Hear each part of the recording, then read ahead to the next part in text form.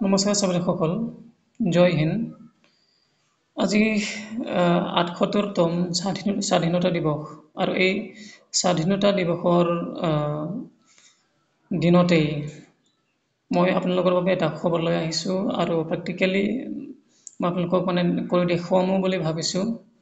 কথাটো হ'ল আমাৰ ইউএছ প্লাছৰ কামটো কিছুমান আছে, হ'ব পাৰে বেছি সংখ্যক স্কুলবোৰে বা বিদ্যালয়বোৰে এই কামটো কৰা নাই। এই ক্লাছ 1ৰ যিটো এড কৰিবলগীয়া আছে ষ্টুডেণ্টবোৰ এইটো এড কৰা নাই। গতিকে এইটো আমি কেনেকৈ এড কৰিম সেইটো মই আপোনালোকক এতিয়া দেখুৱাম বুলি এই ভিডিঅ'টো বনাইছোঁ। গতিকে এড কৰিবলৈ যদি নাজানে এইটো ভিডিঅ'টো চাব, যদি জানে তেনেহ'লে নাচালেও হ'ব। এতিয়া এড কৰিবলৈ আমি কি কৰিব লাগিব, ইউএছ প্লাছটো আমি লগ ইন কৰিব লাগিব, নহয় জানো?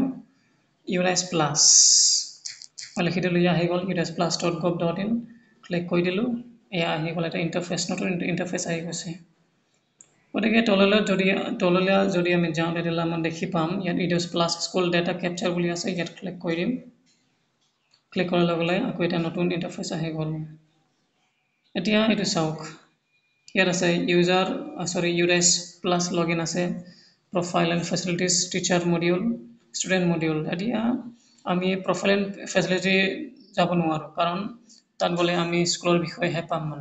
আকৌ টিচাৰ মডিউলতো যাব নোৱাৰোঁ, কাৰণ তাত আমি অকল টিচাৰৰ বিষয়ে কিবা এটা জানিবলৈ বা কিবা এটা এডিট কৰিবলৈ বা কিবা এটা কাম কৰিবলৈ হ'লেহে টিচাৰৰ বিষয়ে কাম কৰিবলৈ হ'লেহে আমি তাত যাব লাগিব। কিন্তু এতিয়া আমি ষ্টুডেণ্টৰ বিষয়েহে কিবা এটা কৰিম, নহয় জানো?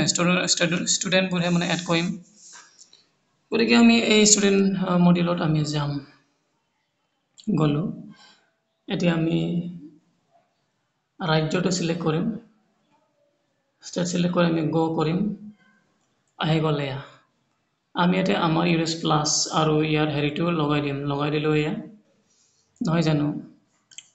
পাছপৰ্ট দিব লাগিব, পাছপৰ্টটো দিয়া আছে অলৰেডি। এতিয়া আমি কেপচা লগাম ইয়াত। এতিয়া কেপচাটো কি আছে চাওক। স্মল লেটাৰত CB আছে, তাৰপিছত স্মল F আছে, 999। এতিয়া মই লগ ইন কৰিম। লগ ইন কৰি দিলোঁ, আহি গ'ল। এতিয়া আমি এইটো যিটো আপোনালোকে দেখিবলৈ পাইছে, নহয় জানো? এইটো Go 2024 and 25 তাত আমি যাম। ক্লিক কৰিলোঁ, আহি গ'লোঁ। এতিয়া ক্লাছ 1ত এড কৰিবলৈ এইটো এড অপশ্যনত যাওক। কালি মই কৰিলোঁ 9জন, আকৌ আজি মই এজন এড কৰি আপোনালোকক দেখুৱাম। আহি গ'ল এয়া। এতিয়া ইয়াত আমি ডিটেইলছটো ভৰাম, first, middle and last name, গোটেইটো ইয়াতে দিব লাগিব।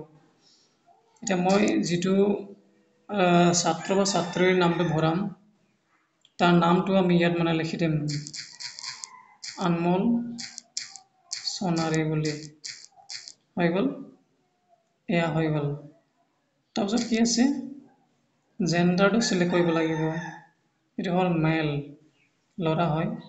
তাৰ ডেট অফ বাৰ্থটো চিলেক্ট কৰিব লাগিব। ডেট অফ বাৰ্থটো চিলেক্ট কৰিবলৈ ইয়াত যাওঁ, 2019 জানুৱাৰী মাহৰ 30 চিলেক্ট কৰিলোঁ। এতিয়া মাক আৰু দেউতাকৰ নাম, ষ্টুডেণ্ট ষ্টেট কোডটো ইয়াত অপশ্যনেল বুলি দিছে, নিদিলেও হয়, দিলেও হয়। এতিয়া মাকৰ নাম প্ৰিয়ংকা বিশ্বকৰ্মা।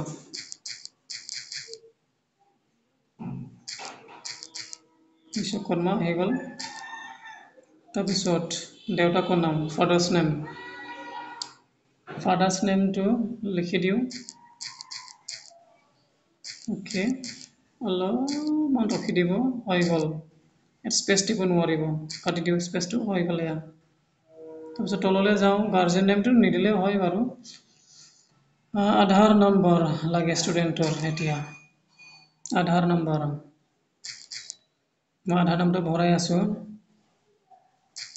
আধাৰ নামটো ভালকৈ ভৰাব লাগিব, যদিহে কিবা এটা ভুল হয় ইয়াত দেখুৱাই দিব ভুল হৈছে বুলি। তাৰপিছত আৰু হৈ গ'ল, আধাৰ নম্বৰটো হৈ গ'ল। এতিয়া আধাৰত ষ্টুডেণ্টৰ নামটো কেনেকুৱা, আচলতে একেই, এইটো লগাই দিওঁ আৰু হৈ গ'ল এয়া। এতিয়া হৈ গ'ল নহয় গোটেইটো। এতিয়া আমি কি কৰিম এইটো এড অপশ্যন দেখিছে নহয় ইয়াত সৰি সেভ অপশ্যন এইটো সেভত ক্লিক কৰিম ইয়াত সুধিছে confirm the following details R correct মানে আপুনি আকৌ চেক কৰিব পাৰিব ইয়াত Anmol Sonari father's name Dipu Sonari mothers name Priyanka Vishwakarma আৰু ডেট অফ বাৰ্থটো চাওক যদি ঠিক আছে গোটেইটো আপুনি হেৰি কৰক +1 নাম father's name mother's name date of birth যদি গোটেইটো ঠিক আছে গোটেইটো ক্লিক কৰি কনফাৰ্মত লগাই দিব চাওক এইটো হৈ গ'ল দ্য ষ্টুডেণ্ট হেজ বিন ইনিচিয়েলাইজড বা সেভড সাকসেসফুলি দিছে মানে এইটো সেভ হৈ গ'ল এতিয়া পৰ্টেলত কিন্তু এতিয়া যদি আপুনি এই নাম্বাৰ অফ ষ্টুডেণ্টত যায় তেতিয়াহ'লে আপুনি এইটো দেখি নাপাব আপোনাক মই দেখুৱাই দিছোঁ এইটো চাওক ডেশবৰ্ডত গৈ আপোনালোকক মই দেখুৱাই দিওঁ